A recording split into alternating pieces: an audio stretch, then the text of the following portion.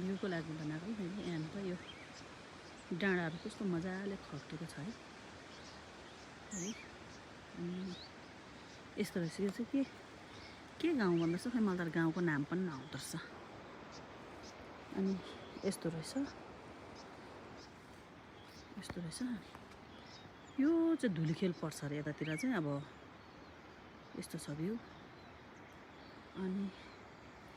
अस्ति चाहिँ राति यो डाँडामा चाहिँ चट्याङ आएको थियो डढाए पनि त्यो नराम्रो तरिकाले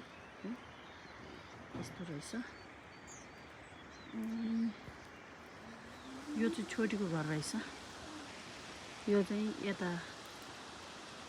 दुईटा कोठा रहेछ अनि यो गोठमा चाहिँ हामीले खाना पकाएर खाएको किचन चाहिँ यहाँ रहेछ अनि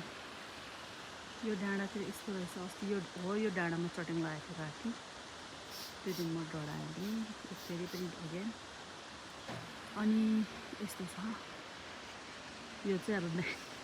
ब्याङ्क एकाउन्ट भइगयो होइन ब्याङ्क डिपोजिट गर्ने ठाउँ भइगयो अनि यो डाँडामा कहाँ त कछुवा जस्तो देखेको थियो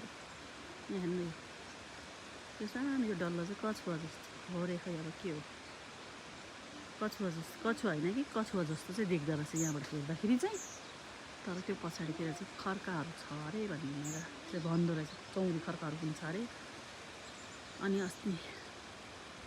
हामी सुरुमा आउँदाखेरि अनि यो तलको यो सेतो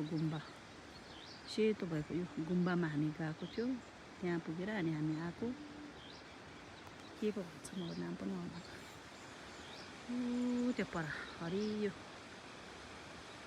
तिर्पल हो अथवा च्यादर के हो आइडोन्ट नो त्यो गोठ हो कि अब सानो अर्काको पार्टीहरू के हो यस्तो हुँदो रहेछ अनि यही हो सिन्धुपाल्चोक घुम्न आएको ठाउँ सिन्धुपाल्चोक अनि यहाँतिर पनि एउटा गोठ छ अर्काको हो यहाँ पनि यो गोठबाट चाहिँ एक दिन दुध पनि ल्याइदियो दुध पनि खायौँ दही अनि यतातिर लुङ्गर टाङ्दो रहेछ यताको मान्छेले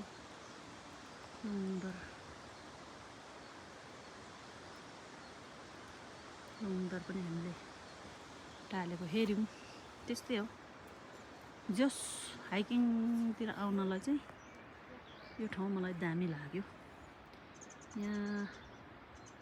ढुकुर पनि बसिरहेको छ भन्दैमा मेरो भिडियो हेर्नु यो तलतिरको भ्यूहरू यस्तो दामी छ भ्यूहरू एकदमै ब्युटिफुल टाइम पास हाइकिङको लागि यतातिर आउँदा बेटर रहेछ हाम्रो गाउँमा नै थियो यस्तो खालको सेतो भिर चाहिँ यता पनि रहेछ जस्ट ब्युटिफुल रहेछ भ्यूहरू हाइकिङको लागि आउँदा राम्रै देखेँ